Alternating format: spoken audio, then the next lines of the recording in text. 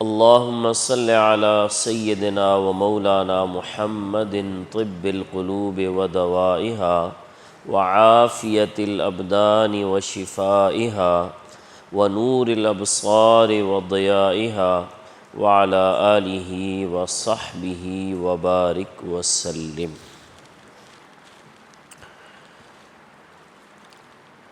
معزز سامعین، حاضرین، معتکفین، اپنی زندگی کو بدلنے کا جذبہ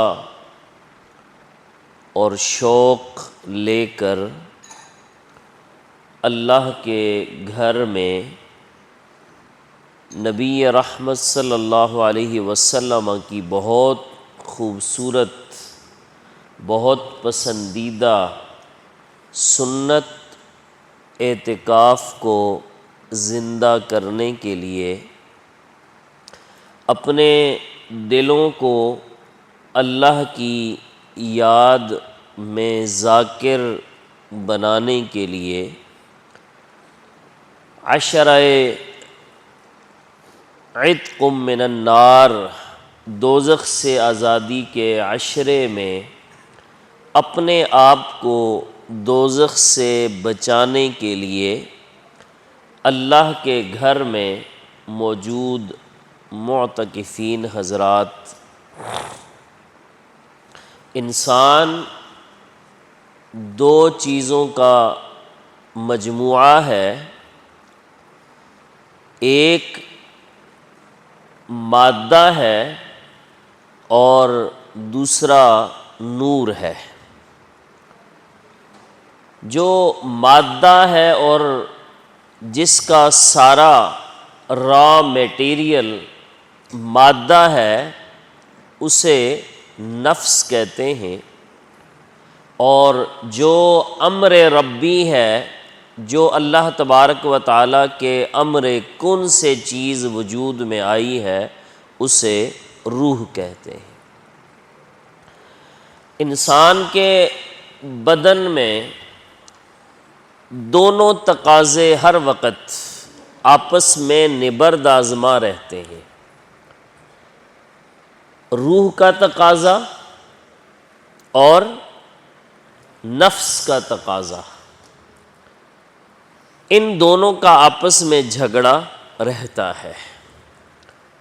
اگر روح کے تقاضے غالب آ جائیں تو پھر انسان عباد الرحمن اور عبد الرحمن اور اللہ کا بندہ بن جاتا ہے، اور اگر نفس کے تقاضے غالب آ جائیں تو پھر انسان اپنے آپ کو کہلاتا تو اللہ کا ہی بندہ ہے، لیکن حقیقت میں وہ شیطان کا پجاری ہوتا ہے، وہ نفس کا پجاری ہوتا ہے۔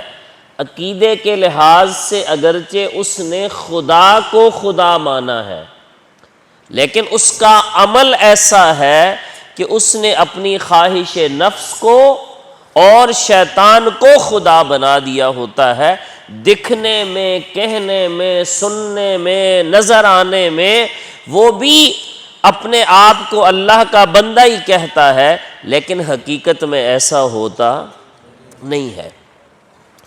اب یہ جو اعتکاف ہے، اس کے اندر جو موضوع کے ساتھ جڑی ہوئی بات ہے آپ کو سمجھانے کی کوشش کرتا ہوں، وہ یہ ہے کہ اعتکاف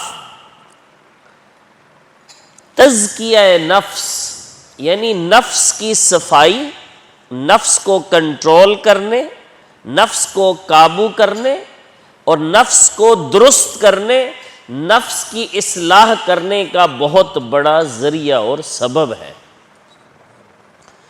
آپ کو جو پوسٹر جس کو دیکھ کر آپ آئے ہیں اس اعتکاف میں، اطلاعی پوسٹر، اس میں یہ لکھا ہوا ہے کہ تزکیہ نفس کی عملی مشقیں۔ تو یہ اعتکاف خود بخود بذات خود بھی تزکیہ نفس اور نفس کی اصلاح کا ایک بہت بڑا سبب اور ذریعہ ہے۔ وہ کیسے؟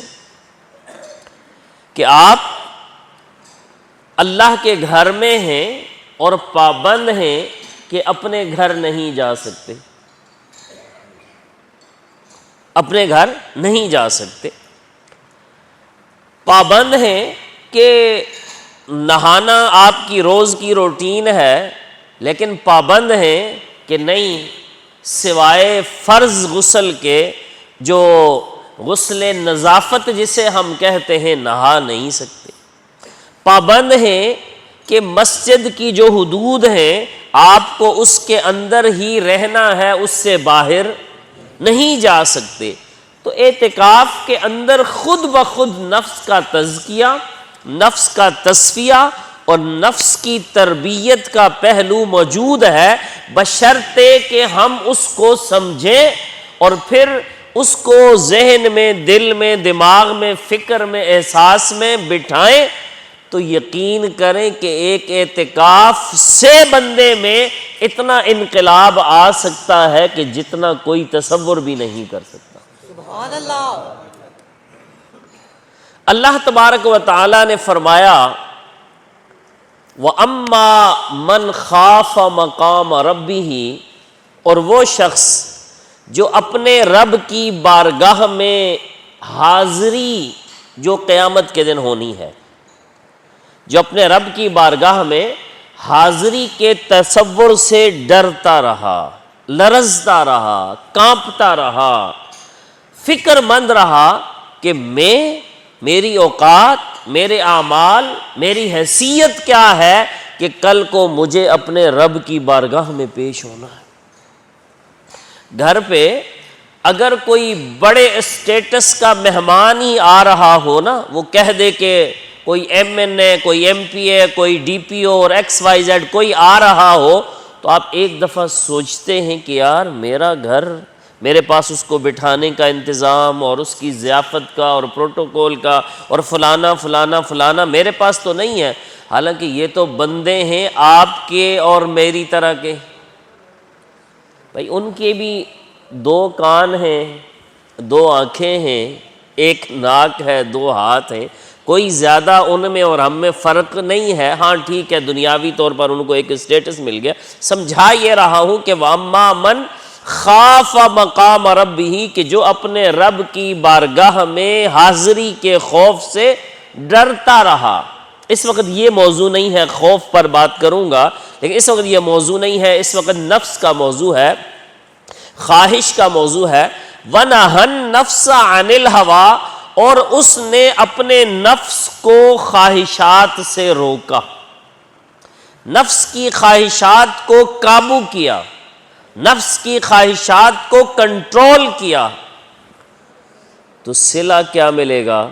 فرمایا فَإِنَّ الْجَنَّةَ هِيَ الْمَأْوَىٰ، قیامت والے دن جنت اس کا ٹھکانہ ہوگا۔ اب ہوا، خواہش ہے کیا چیز؟ مفسرین کرام نے لکھا، کہتے ہیں کہ ہوا یہوی، عربی زبان کا جو اس کا مادہ ہے خواہش، خواہش نفس، اس کا جو مادہ عربی میں اس کے لیے جو لفظ آیا ہے ہوا، تو مفسرین کہتے ہیں کہ ہوا یہوی اس کا معنی ہوتا ہے اوپر سے نیچے گرنا۔ کیا معنی ہے؟ نیچے گرنا۔ اس کا مطلب یہ ہے کہ جو نفس کی اتباع کرے گا، جو خواہش نفس کے پیچھے چلے گا، وہ کبھی ترقی نہیں کرے گا، وہ اس میں تنزلی ہی ہوتی رہے گی۔ تو ترقی کا راستہ کیا ہے؟ ترقی کا راستہ یہ ہے کہ خواہش نفس کو چھوڑ کر اللہ کے حکم کے مطابق زندگی بسر کرنی ہے۔ یہاں میں تھوڑا سا عام لیول سے ہٹ کر تھوڑا جس کو کہتے ہیں اپر لیول پر آپ کو بات سمجھانا چاہوں گا، تاکہ جہاں میں آپ کو لے کر جانا چاہتا ہوں آپ کو وہاں تک پہنچا سکوں۔ خواہشیں دو طرح کی ہوتی ہیں، خواہشیں دو طرح کی ہوتی ہیں۔ ایک ہوتی ہے ناجائز خواہش، حرام کی طرف لے جانے والی خواہش، اس کی طرف تو جانے کا تصور ہی نہیں ہے۔ بندہ مومن کے لیے، کیونکہ اللہ کی حدود کو توڑنا جائز نہیں ہے، اس کی طرف جانے کا تو تصور ہی نہیں ہے۔ اصل جو کام ہمیں کرنا ہے وہ یہ کرنا ہے کہ جو خواہش جائز بھی ہے اس سے بھی بچنا ہے، اس سے بھی بچنا ہے۔ جب اس سے بچیں گے تو پھر اللہ کے ولی بن جائیں گے۔ حضرت بایزید بسطامی کیسے لوگ گزرے اسلام کی تاریخ میں، اللہ اکبر۔ حضرت بایزید بسطامی کہتے ہیں کہ ایک مرتبہ ایسا ہوا کہ میں کہیں سفر پہ گیا تھا، تو جب میں واپس آیا تو ایسے نفس نے کہا کہ آج تم تھکے ہوئے ہو، لہٰذا ایسا کرو آج تہجد کی نماز رہنے دو، تھکاوٹ ہے، آج ذرا آرام کر لو، تہجد کی نماز رہنے دو۔ اب آپ جانتے ہیں کہ تہجد کی نماز فرض تو ہے نہیں، سنت ہے۔ تو فرماتے ہیں کہ جب نفس نے مجھے یہ کہا نا کہ آج تہجد کی نماز رہنے دو، میں نے کہا اچھا، نفس نے آج مجھ پہ حملہ کر دیا ہے، لہٰذا میں نے یہ ارادہ کیا میں تو آج ساری رات ہی عبادت کروں گا،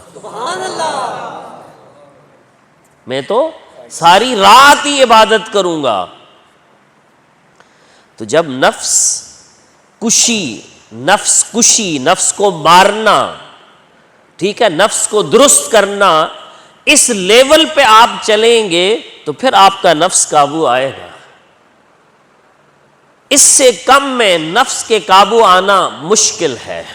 حضرت بایزید بسطامی ہی فرماتے ہیں کہ میں نے اللہ سے پوچھا، کیسے بندے ہوں گے بھائی؟ حضرت بایزید بسطامی کیسے بندے ہوں گے؟ فرماتے ہیں کہ میں نے اللہ سے پوچھا۔ یہاں ایک جملہ آپ کو دے دوں تاکہ آپ کو مزہ آ جائے۔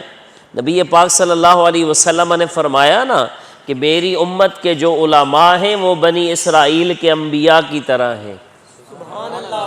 تو بنی اسرائیل میں حضرت موسیٰ کو کوئی مسئلہ ہوتا تھا تو اللہ سے پوچھتے تھے، مصطفیٰ کے امتیوں کو بھی اللہ نے یہ مقام دیا کہ ان کو کوئی بات سمجھ میں نہیں آتی تھی تو اللہ سے پوچھتے تھے۔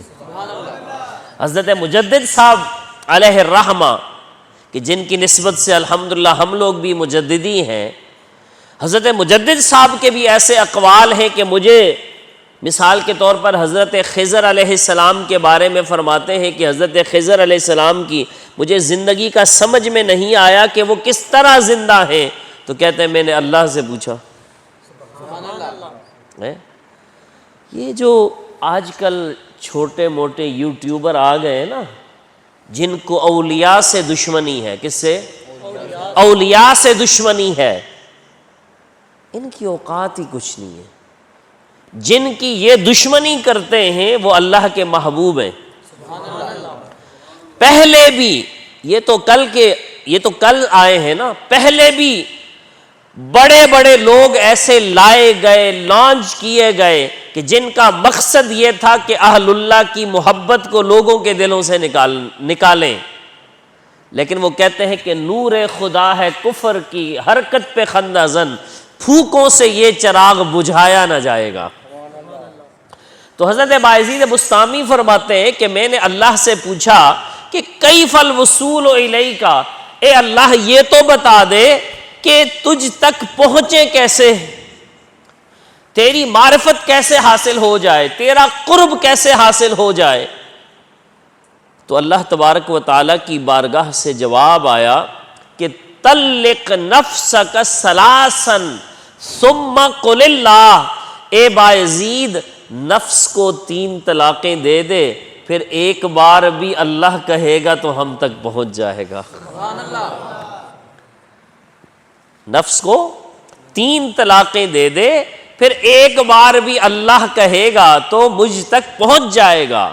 اور یہی حضرت بایزید بسطامی فرماتے ہیں کہ اگر قیامت کے دن اللہ نے مجھے موقع دیا نا تو میں اللہ تبارک و تعالیٰ سے یہ عرض کروں گا کہ اے اللہ مجھے تھوڑا سا موقع دے دے، تھوڑی سی مہلت دے دے، میں اس نفس کو نا ذرا دوزخ سے ایک غوطہ لگوا کے لے آؤں۔ کیوں کہ اس نفس کی وجہ سے مجھے بہت ساری مشکلات کا دنیا میں سامنا ہوا تھا۔ آج اگر ہم روحانیت یا اس سے قطع نظر تھوڑی دیر کے لیے نیچے آ جاتے ہیں، عام اپنے معاشرتی معاملات کو دیکھتے ہیں، قتل و غارت، نفرتیں، عداوتیں، جتنے مسائل ہیں، اگر آپ ان کے پیچھے جھانک کر دیکھیں تو آپ کو نفس پرستی نظر نہیں آتی۔ تربیت نہیں ہے نا، تزکیہ نہیں ہے، نفس ٹھیک نہیں ہوا، چیز خریدی پرانی قیمت پر ہے اور بیچیں گے نئی قیمت پر، کیونکہ نفس کو نوٹ اچھے لگتے ہیں۔ تو فرمایا کہ اللہ تبارک و تعالیٰ کی طرف سے فرمان ہوا کہ اے بایزید، ایک بار اللہ کہو ہم تک پہنچ جاؤ گے، لیکن شرط یہ ہے کہ اس سے پہلے نفس کو 3 طلاقیں دے دو۔ تو اس لیے یہ جو خواہشات نفس ہیں نا، ان کو قابو کرنا، ان کو کنٹرول کرنا، یہ بڑی ضروری بات ہے۔ ایک چھوٹی سی، یہ نفس کیسے ہوتا ہے آپ کو تھوڑا سمجھانے کے لیے، آپ نائی کے پاس جاتے ہیں نا، اس کو کہتے ہیں داڑھی ذرا سیٹ کر دیں۔ کیا کہتے ہیں؟ سیٹ کر دیں۔ اچھا، جس کی داڑھی پوری بھی ہوتی ہے نا، پوری مشت بھی ہوتی ہے، جب وہ سیٹ کرتا ہے نا تو وہ اپنے حساب سے سیٹ کرتا ہے، اس کو اس سے غرض نہیں ہے کہ سنت خراب ہو رہی ہے، اس کو اس سے غرض نہیں ہے کہ واجب میں خلل پیدا ہوگا۔ آپ کو پتہ لگ رہا ہوتا ہے کہ نہیں، ابھی یہ حدود سے کراس کر رہا ہے، چھوٹی ہو رہی ہے سنت سے، لیکن نفس کہہ رہا ہوتا ہے ہاں نہیں ٹھیک ہے، خیر ہے، پیارا لگے گا۔ اکثر میں لوگوں کو دیکھتا ہوں، حالانکہ باشرہ ہوتے ہیں، لیکن جب نائی سے ہو کے آتے ہیں نا تو داڑھی میں 19-20 کروا کے آتے ہیں، کیونکہ نفس کا چکر چل رہا ہوتا ہے۔ اور ایک اور بات آپ کو بتاؤں جو داتا صاحب نے فرمائی، اب یہاں ایک بات اور بھی سیکھ لیں بچوں، نوجوانوں، بزرگوں، دین، قرآن، سنت تو واضح ہے، اسلام کی تعلیمات تو واضح ہیں، لیکن اس میں سے ملائی نکال کر اس کے اندر سے چھلکا اتار کے مغز نکال کر جو دین بتایا ہے وہ اللہ والوں نے بتایا ہے۔ دین تو ہے، آیت تو ہے، لیکن ہمیں پتہ ہی نہیں اس آیت کے اندر کیا ہے۔ حدیث تو ہے، ہم حدیث پر ایمان لائے ہوئے ہیں کہ اللہ کے حبیب کا فرمان ہے، لیکن ہمیں یہ پتہ نہیں اس کے اندر کیا ہے۔ یہ کس نے بتایا ہے؟ اللہ والوں نے بتایا ہے۔ داتا صاحب کی کتاب کل اتنی ساری ہے، داتا صاحب کی کتاب کل اتنی ساری ہے، کشف المحجوب، لیکن اس کی ہر سطر، ہر لائن، ہر باب، ہر سبق، ہر صفحہ اتنے علوم کا، معارف کا خزانہ ہے کہ انسان سوچتا ہے کہ ایک چھوٹی کتاب میں علم کے کتنے سمندر داتا صاحب نے بھر دیے ہیں۔ کیوں بھرے ہیں؟ اس لیے کہ ان کا علم کتاب والا بھی تھا اور مصطفیٰ کے سینے سے بھی مل رہا تھا۔ تو داتا صاحب فرماتے ہیں، یہ بھی بڑی بات ہے، یہ آپ کے اس سوال کا جواب بھی ہے، آپ میں سے ہر ایک کے ذہن میں آتا ہے کہ یار رمضان میں تو شیطان بند ہوتا ہے، پھر بندے کیوں اس کی جگہ لے لیتے ہیں؟ میں نے سخت لفظ بولا ہے تھوڑا سا، یہ بتانے کے لیے تاکہ ہم سمجھیں ہم ہی بندے ہیں نا۔ بھئی رمضان میں قتل و غارت پھر بھی ویسے ہی ہے، چوری چکاری پھر بھی ویسے ہے، باقی جو 2 نمبریاں ہیں پھر بھی ویسے ہیں، تو بھئی شیطان تو بند ہوتا ہے تو بندے کیوں اس کی جگہ لے لیتے ہیں؟ اس لیے کہ داتا صاحب نے جو فلسفہ سمجھایا، فرمایا کہ شیطان براہ راست خود کچھ نہیں کرتا، شیطان براہ راست خود کچھ نہیں کرتا۔ شیطان کیا کرتا ہے؟ شیطان آپ کے نفس کی جو زمین ہے اس میں پانی ڈالتا ہے، اس میں اپنی محنت کرتا ہے، بجائی کرتا ہے، کوشش کرتا ہے، نفس کو اپنے ساتھ ملا لیتا ہے۔ تو جب نفس شیطان کے ساتھ مل جاتا ہے، نفس کا جب تزکیہ نہیں ہوا ہوتا تو پھر کیا ہوتا ہے کہ شیطان تو لا حول پڑھ کے چلا جائے گا لیکن نفس وہیں ہوگا، نتیجتاً آپ جس چیز سے بچنا چاہتے ہوں گے بچ نہیں سکیں گے۔ تو اس لیے یہاں سے یہ سیکھ کر جائیں کہ جو جائز خواہشات ہیں ایک دفعہ ان پر بھی قابو کریں تاکہ ناجائز خواہشات کی طرف جانے کا تصور بھی پیدا نہ ہو۔ اور یہ بات حدیث میں بھی موجود ہے۔ ابھی کوئی یہ نہ کہے، یہ ذہن میں نہ آئے کہ یہ کوئی صوفیانہ بات ہے، نہیں، صوفیانہ بات نہیں ہے، یہ نبی پاک صلی اللہ علیہ وسلم کی تائید حاصل ہے اس بات کو کہ آپ نے فرمایا کہ لا یبلغ المؤمن درجۃ التقوی حتی یدع ما لا بأس به حذرا لما به بأس، کہ کوئی بھی بندہ تقوی کے درجے تک نہیں پہنچ سکتا جب تک کہ وہ چیز بھی نہ چھوڑ دے کہ جس کو کرنے میں کوئی حرج نہیں ہے۔ جب اس کو چھوڑ دے گا تو جس میں حرج تھا اس سے خود بخود بچ جائے گا، یعنی جس میں تردد ہے، جس میں شک و شبہ ہے، جب اس چیز کو چھوڑ دے گا تو حرام کا ارتکاب تو ہرگز نہیں کرے گا۔ تو اس اعتکاف میں آپ کو یہ جو تھوڑا سا ایک نظام العمل آپ کا بنا ہے، ہم سوچتے ہوں گے یار ابھی یہ درس ہو رہا ہے، اس کے بعد وہ ایک پارہ پڑھا جائے گا، تو نفس ایسے ہی تو ٹھیک ہوگا نا۔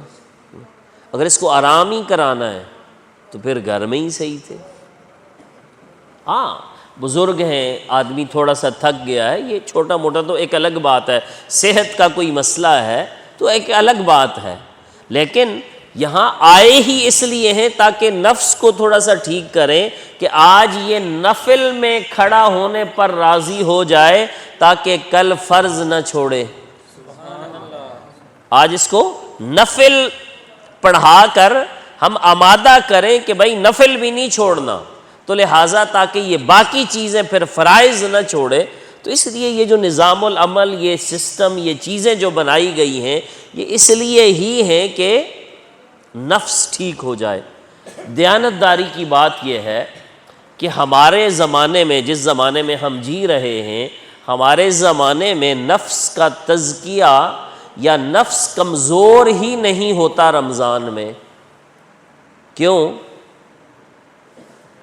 نفس جو ہے نا یہ زیادہ کھانے سے اور مرغن غذائیں کھانے سے، یہ امام شرف الدین بصیری نے فرمایا، نفس اور مضبوط ہوتا ہے، اس کی خواہشات اور بڑھتی چلی جاتی ہیں۔ تو ہم لوگ جو دن کو چھوٹا موٹا روزہ رکھ لیتے ہیں تو شام کو کوٹا پورا کر لیتے ہیں۔ تو نتیجہ کیا ہے؟ نتیجہ یہ ہے کہ وہ جو نفس کو ہم نے مارنا تھا، نفس کو جو قابو کرنا تھا، نفس کو جو کنٹرول کرنا تھا، وہ ہو کر ہمیں نہیں دے رہا۔ تو لہٰذا اس پہلو کو بھی مد نظر رکھیں۔ ہماری طرف سے، انتظامیہ کی طرف سے ٹھیک ہے، جو بھی بہتر سے بہتر آپ کے لیے موجود ہے، لیکن آپ نے خود فیصلہ کرنا ہے کہ نفس کے لیے کتنا ضروری ہے اور کتنا حد سے بڑھ جاتا ہے۔ امام شرف الدین بصیری، قصیدہ بردہ شریف آپ نے سنا ہوا ہے، امام شرف الدین بصیری نے بڑی دو باتیں بہت زبردست کمال کی باتیں کی ہیں۔ صرف آج وہ بیان کروں گا، پھر کسی وقت قصیدہ بردہ شریف میں جو نفس کے حوالے سے اور گفتگو ہے میں چاہوں گا وہ بھی آپ کے سامنے رکھوں تاکہ اس باب میں ہم لوگ کچھ شعور پیدا ہو جائے، کچھ سمجھ پیدا ہو جائے اور اعتکاف کا جو مقصد ہے آپ کا وہ حاصل ہو جائے۔ امام بصیری کہتے ہیں، فرماتے ہیں کہ وَالنَّفْسُ كَالطِّفْلِ إِن تُهْمِلْهُ شَبَّ عَلَى حُبِّ الرِّضَاعِ وَإِن تَفْتِمْهُ يَنْفَتِمِ۔ یہ جو نفس ہے نا، اس کی مثال بچے کی ہے، دودھ پیتا بچہ ہوتا ہے نا، اس کی مثال بچے کی ہے۔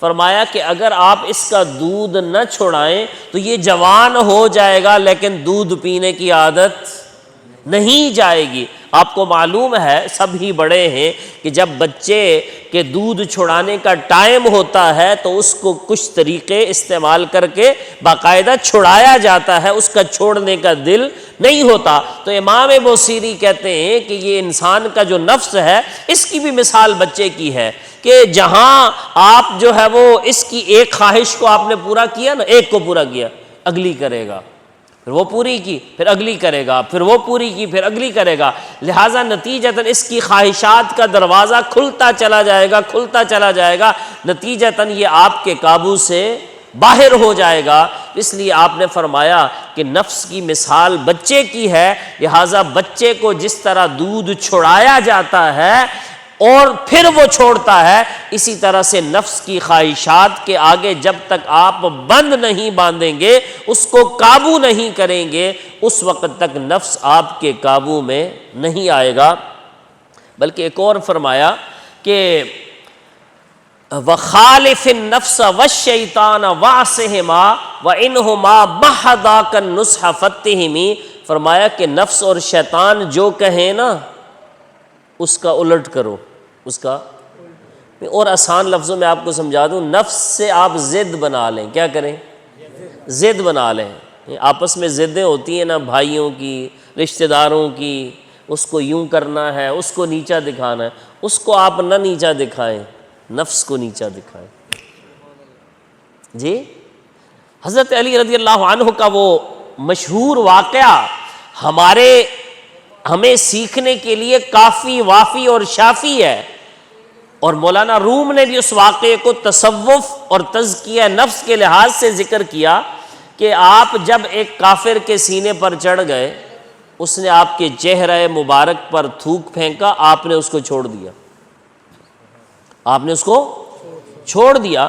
اس نے کہا عجیب بات ہے کہ بھئی پہلے آپ اور ہم تو مقابلے میں تھے، تو آپ نے مجھے قابو کر لیا، تو جب آپ نے قابو کر لیا تو میرے لیے اتنا کافی تھا کہ آپ مجھے نہ چھوڑتے، لیکن جب میں نے آپ کے چہرے پر تھوک بھی پھینکا آپ نے پھر مجھے چھوڑ دیا، حالانکہ اب تو بنتا تھا کہ آپ مجھے فوراً سے پہلے قتل کر دیتے۔ آپ نے فرمایا کہ میں نفس کا شیر نہیں، خدا کا شیر ہوں۔ سبحان اللہ! میں نفس کا شیر نہیں، خدا کا شیر ہوں، کہ جب تم نے میرے چہرے پر تھوک پھینکا تو پہلے تو مجھے تم پر غصہ صرف اس لیے تھا کہ تم خدا کے دشمن ہو، اب تھوڑا سا غصہ اپنی ذات کا بھی آ گیا۔ کتنی گہری بات ہے یار، تھوڑا سا غصہ اب اپنی ذات کا بھی آ گیا، لہٰذا جب اپنی ذات کا غصہ آ گیا تو اس لیے میں نے تمہیں چھوڑ دیا۔ وہ کافر، وہ جو بھی تھا، یہودی تھا، جو بھی تھا، کافر تھا، تو وہ اس آپ کے حسن اخلاق سے اور آپ کے نفس کے اس بلند مقام کو دیکھ کر اتنا متاثر ہوا کہ وہ مسلمان ہو گیا۔ تو دوستو، اسلام کے اندر، اسلام کے جو آداب ہیں ان کے اندر، اسلام کے جو اخلاق ہیں ان کے اندر، اسلام کے جو اوصاف ہیں ان کے اندر، اسلام کی تعلیمات میں جو حسن ہے اس کے اندر اتنی طاقت آج بھی ہے۔ اگر ہم سچ مچ وہ اسلام اپنے کردار سے، اپنے اخلاق سے، اپنے کریکٹر سے دنیا کو دکھا دیں، یقین کریں بہت سی دنیا اس کو دیکھ کر مسلمان ہو جائے گی۔ مسئلہ کیا ہے؟ مسئلہ یہ ہے کہ لوگ اسلام کتابوں میں اور پڑھتے ہیں، جب دیکھتے ہیں اچھا یہ والا اسلام کہیں کسی بندے میں نظر آتا ہے، الا ماشاءاللہ نظر نہیں آتا، نتیجہ یہ نکلتا وہ کہتے ہیں نہیں یار ہم نے کیا اسلام لانا ہے، اس کے پریکٹیکل تو ہمیں نظر ہی نہیں آ رہا۔ نبی پاک صلی اللہ علیہ وسلم نے فرمایا کہ 3 چیزیں ایسی ہیں جو بندے کو ہلاک کر دیتی ہیں، 3 چیزیں ایسی ہیں جو بندے کو ہلاک کر دیتی ہیں۔ ان میں سے جو سب سے پہلی چیز ہے وہ ہے ہون متبعن، جب آپ خواہشات کے پیچھے چلتے ہیں۔ خواہش نے کہا اس طرح، بس آپ نے کہا ٹھیک ہے، تو جب آپ خواہش نفس کے پیچھے چلتے ہیں، پجاری بن جاتے ہیں، تو فرمایا کہ اس سے بندہ ہلاک ہو جاتا ہے۔ اور بلکہ ایک آیت طیبہ میں اللہ تبارک و تعالی نے فرمایا کہ افرأیت من اتخذ الہہ ہواہ، کیا آپ کا کیا خیال ہے اس بندے کے بارے میں کہ جس نے اپنی خواہش نفس کو خدا بنا لیا ہے؟ وہ کہتا تو ہے میں اللہ کا بندہ ہوں، لیکن وہ تو اپنی خواہش کا بندہ ہے۔